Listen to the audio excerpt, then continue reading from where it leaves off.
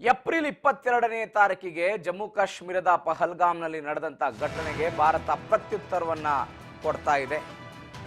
ನಿನ್ನೆ ಮಧ್ಯರಾತ್ರಿ 1:40 ಆಪರೇಷನ್ ಸಿಂಧೂರ್ ಎನ್ನುವಂತ ಹೆಸರಿನಲ್ಲಿ ಪ್ರತಿಕಾರವನ್ನ ಭಾರತೀಯ ಸೇನೆ ಆರಂಭಿಸಿರೋದು ಉಗ್ರರ ನೆಲೆಗಳನ್ನ ಗುರಿಯಾಗಿಸಿಕೊಂಡು ಮೂರು ಸೇನೆಗಳಿಂದ ದಾಳಿ, ಭೂ, ವಾಯು ಮತ್ತು ನೌಕಾ ಸೇನೆಯಿಂದ ಏರ್ ಸ್ಟ್ರೈಕ್ ನಡೆದಿದೆ. ಪಾಕ್ ಮತ್ತು ಪಿಒಕೆಯಲ್ಲಿ ಸೇನೆಯ ಆಪರೇಷನ್ ಶುರುವಾಗಿದೆ. ಆಪರೇಷನ್ ಸಿಂಧೂರ್ ಅಂತ ಹೆಸರು ಕೊಟ್ಟಿದ್ದಾರೆ. ಮಧ್ಯರಾತ್ರಿ 1:44 ಇಂಥದ್ದೊಂದು ದಾಳಿಯಾಗಿದೆ. ಆಪರೇಷನ್ ಸಿಂಧೂರ್ ಅಂತ ಒಂದು ಕಡೆ ಇಡೀ ದೇಶಾದ್ಯಂತ ಇವತ್ತು ಮಾಕ್ ಡ್ರಿಲ್ ನಡೀತಾ ಇದೆ 244 ಜಿಲ್ಲೆಗಳಲ್ಲಿ.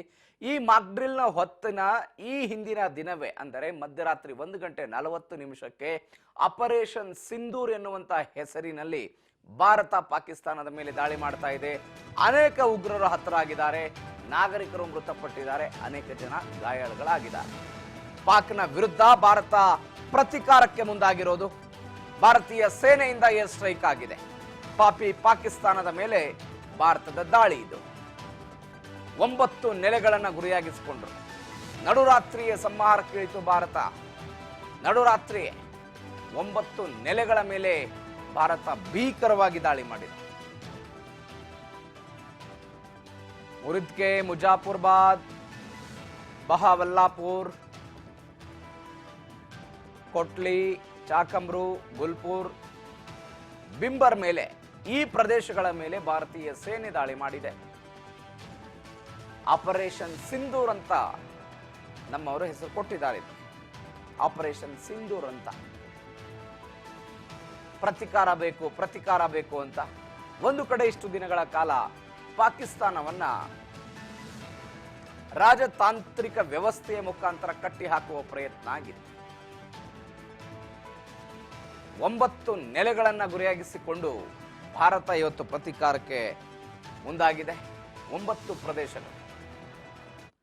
ನೀವು ನೋಡಿ, ಹಾವನ್ನು ಹಿಡಿಬೇಕಂತ ಹೇಳಿದ್ರೆ ಹಾವಿನ ಒಳಗಿರುವಂತ ವಿಷವನ್ನ ಮೊದಲು ಹೊರಗೆ ಹಾಕಬೇಕು, ಅದಾದ ನಂತರ ಹಾವು ಹಿಡಿಯೋದಕ್ಕೆ ಸಾಧ್ಯ ಆಗುತ್ತೆ. ಹಂಗೆ ಪಾಕಿಸ್ತಾನಕ್ಕೆ ರಾಜತಾಂತ್ರಿಕ ವ್ಯವಸ್ಥೆಯ ಮುಖಾಂತರ, ಕ್ರಮಗಳ ಮುಖಾಂತರ ಪಾಕಿಸ್ತಾನವನ್ನ ಬಗ್ಗು ಬಡಿಯುವಂತ ಪ್ರಯತ್ನ ಆಗಿತ್ತು. ಪಾಕ್ನ JF-17 ಯುದ್ಧ ವಿಮಾನ ಕೂಡ ಉಡಿಸಾಗಿದೆ. ಅಂತಾರಾಷ್ಟ್ರೀಯ ಮಾಧ್ಯಮಗಳು ಕೂಡ ಇದನ್ನ ಒಪ್ಕೊಂಡಿವೆ. ಸ್ವತಃ ಪಾಕಿಸ್ತಾನ ಒಪ್ಕೊಂಡಿದೆ ನಮ್ಮ ಮೇಲೆ ದಾಳಿಯಾಗಿದೆ ಅಂತ. 70ಕ್ಕೂ ಹೆಚ್ಚು ಉಗ್ರರು ಮೃತಪಟ್ಟಿದ್ದಾರೆ ಅನ್ನುವಂಥ ಸುದ್ದಿ. 70ಕ್ಕೂ ಹೆಚ್ಚು ಉಗ್ರರು. ಹಫೀಜ್ ಅಡಗುತಾಣ ಉಡಾಯಿಸಿದೆ ರಫೇಲ್ ಯುದ್ಧ ವಿಮಾನ. ಮೋಸ್ಟ್ ವಾಂಟೆಡ್ ಟೆರರಿಸ್ಟ್ JF-17 ಯುದ್ಧ ವಿಮಾನವೂ ಕೂಡ ಉಡಿಸಾಗಿದೆ. 9 ಉಗ್ರರ ನೆಲೆಗಳು. ಈ ದಾಳಿ ಆಗಬಹುದು ಅನ್ನುವ ಕಾರಣಕ್ಕಾಗಿನೇ ಪಾಕಿಸ್ತಾನದವರು ಶಿಫ್ಟ್ ಮಾಡುವಂತ ಪ್ರಯತ್ನವನ್ನು ಮಾಡಿದ್ರು. ಹಫೀಜ್ ಅಡಗುತಾಣ ಅದನ್ನ ರಫೇಲ್ ಯುದ್ಧ ವಿಮಾನ ಅಡಗಿಸಿಬಿಟ್ಟಿದೆ. ನಿನ್ನೆ ಮಧ್ಯರಾತ್ರಿ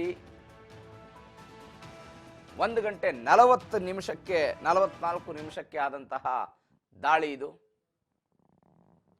ದೃಶ್ಯದಲ್ಲಿ ನೀವು ಗಮನಿಸ್ತಾ ಇದ್ದೀರಿ. ಪಾಕಿಸ್ತಾನದ ನಾಗರಿಕರು ಒಪ್ಕೊಂಡಿದ್ದಾರೆ. ಇದೇ ದೃಷ್ಟಿಯಿಂದ ಇವತ್ತು ಬೆಳಗ್ಗೆ ರಕ್ಷಣಾ ಇಲಾಖೆಯಿಂದ ಬೆಳಗ್ಗೆ 10 ಗಂಟೆಗೆ ಪ್ರೆಸ್ ಮೀಟ್ ಅನ್ನು ಕೂಡ ಕರೆಯಲಾಗಿದೆ. ಆಪರೇಷನ್ ಸಿಂಧೂರ್ ವಿಚಾರಕ್ಕೆ ಸಂಬಂಧಪಟ್ಟಂತೆ ಬಹುಲ್ವಾರದ 2 ಸ್ಥಳಗಳನ್ನು ಗುರಿಯಾಗಿಸಲಾಯಿತು. ಮುರಿದ್ಕೆ, ಮುಜಾಫರ್ಬಾದ್, ಕೊಟ್ಲಿ, ಗುಲ್ಪುರ್, ಬಿಂಬರ್, ಚಕ್ಕಮೂರ್, ಸಿಯಾಲ್ಕೋಟ್, ಹೀಗೆ 9 ಸ್ಥಳಗಳಲ್ಲಿ ಇವತ್ತು ಭಾರತೀಯ ಸೇನೆ ದಾಳಿಯನ್ನು ಮಾಡಿದೆ. ಭಾರತೀಯ ಸೇನೆ, ಭಾರತೀಯ ವಾಯುಪಡೆ ಜಂಟಿಯಾಗಿ ಕಾರ್ಯನಿರ್ವಹಿಸಿರೋದು. IAF ಫೈಟರ್ ಜೆಟ್ಗಳು ವೈಮಾನಿಕವಾಗಿ ದಾಳಿಯನ್ನು ನಡೆಸಿದ್ರೆ ಸೇನೆ ತನ್ನ ಕ್ಷಿಪಣಿಗಳನ್ನು ಉಡಾಯಿಸಿದೆ. ಭಾರತ ಕ್ಷಿಪಣಿ ದಾಳಿ ಮಾಡಿದ್ದು ಪಾಕಿಸ್ತಾನದ ವಾಯುಪಡೆಗಳಿಗೆ ಗೊತ್ತೇ ಆಗಲಿಲ್ವಂತೆ. ಈಗ ಭಾರತ ಈ ಕ್ಷಿಪಣಿಗಳನ್ನು ತಮ್ಮದೇ ನೆಲದಿಂದ, ಅಂದರೆ ನಮ್ಮ ನೆಲದಿಂದ ಪಾಕಿಸ್ತಾನಕ್ಕೆ ಉಡಾಯಿಸಲಾಗಿತ್ತು. ಪಾಕಿಸ್ತಾನದ ಸೈನ್ಯಕ್ಕೆ ಗೊತ್ತಾಗಿಲ್ಲ. ಈ ಹಿಂದೆ ಸರ್ಜಿಕಲ್ ಸ್ಟ್ರೈಕ್, ಏರ್ ಸ್ಟ್ರೈಕ್ ಮಾಡಿದಾಗಲೂ ಕೂಡ ಪಾಕಿಸ್ತಾನಕ್ಕೆ ಅದರ ಅರಿವೇ ಇರಲಿಲ್ಲ, ಗೊತ್ತೇ ಆಗಿರಲಿಲ್ಲ. ಭಾರತದವರು ದಾಳಿ ಮಾಡಿ ಅಲ್ಲಿರುವಂಥ ಭಯೋತ್ಪಾದಕರನ್ನ ನರಮೇ ಕೊಂದು ವಾಪಸ್ ಬಂದ ಮೇಲೆ ಪಾಕಿಸ್ತಾನಕ್ಕೆ ಅವಾಗ ಎಚ್ಚರ ಆಯಿತು ನಮ್ಮ ಮೇಲೆ ದಾಳಿಯಾಗಿದೆ ಅಂತ. ಹಾಗೆ ಈಗಲೂ ಕೂಡ ನಿನ್ನೆ ರಾತ್ರಿ ಏಕಾಏಕಿಯಾಗಿ ದಾಳಿ ಆಗಿರೋದು. ಮತ್ತೊಂದು ಕಡೆ ಆಪರೇಷನ್ ಸಿಂಧೂರ್ ಅಂತ ಹೆಸರು ಕೊಟ್ಟಿದ್ದಾರೆ ಇದಕ್ಕೆ. ಭಯೋತ್ಪಾದಕ ಅಡಗುತಾಣಗಳೇನಿರ್ತಾವಲ್ಲ ಅವುಗಳನ್ನ ಗುರಿಯಾಗಿಸಿಕೊಂಡು ಮಾಡಿರುವಂತಹ ದಾಳಿ ಇದು. ಮತ್ತೊಂದು ಕಡೆ ಎಲ್ಲ ಬೆಳವಣಿಗೆಗಳ ನಡುವೆ ಜಮ್ಮು ಕಾಶ್ಮೀರದ ಶ್ರೀನಗರದ ಏರ್ಫೋರ್ಟ್ ಇವತ್ತು ಬಂದಾಗಿದೆ. ಈ ಏಕಾಏಕಿಯಾಗಿ ನಿನ್ನೆ ರಾತ್ರಿ ಪಾಕಿಸ್ತಾನದವರು LOC ಅಂದರೆ ಈ ಗಡಿ ನಿಯಂತ್ರಣ ರೇಖೆಯ ಒಪ್ಪಂದ ಏನಿತ್ತಲ್ಲ ಅದನ್ನ ದಾಟಿ ಬಂದ್ಬಿಟ್ರು. ದಾಟಿ ಬಂದು ಮತ್ತೊಮ್ಮೆ ಕದನ ವಿರಾಮವನ್ನು ಉಲ್ಲಂಘಿಸುವ ಪ್ರಯತ್ನ ಮಾಡಿದರು. ಅವರ ದಾಳಿಗೆ ಭಾರತದ 3 ಜನ ಏನೋ ಮೃತಪಟ್ಟಿದ್ದಾರೆ, 9 ಜನ ಗಾಯಾಳುಗಳಾಗಿದ್ದಾರೆ ಎನ್ನುವಂಥ ಮಾಹಿತಿಗಳು ಬರ್ತಾ ಇದೆ. ಇದಕ್ಕೆ ಭಾರತೀಯ ಸೇನೆಯು ಕೂಡ ತನ್ನದೇ ಆದಂತಹ ರೀತಿಯಲ್ಲಿ ಪ್ರತಿಕ್ರಿಯೆ ಕೊಡ್ತಾ ಇದೆ, ಪ್ರತೀಕಾರವನ್ನ ತೀರಿಸಿಕೊಳ್ಳುವಂತಹ ಪ್ರಯತ್ನವನ್ನು ಮಾಡ್ತಾ ಇದೆ.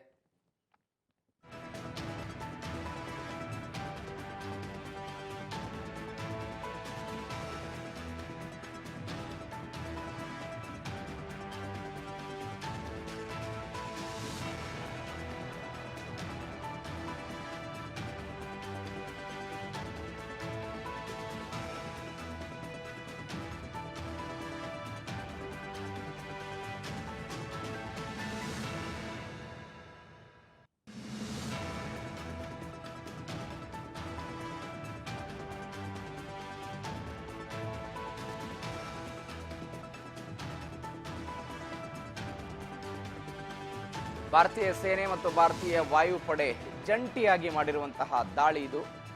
IAF ಫೈಟರ್ ಜೆಟ್ಗಳು ವೈಮಾನಿಕ ದಾಳಿಗೆ ಬಳಕೆಯಾಗಿದೆ. ಕ್ಷಿಪಣಿಗಳನ್ನು ಭಾರತೀಯ ಸೇನೆ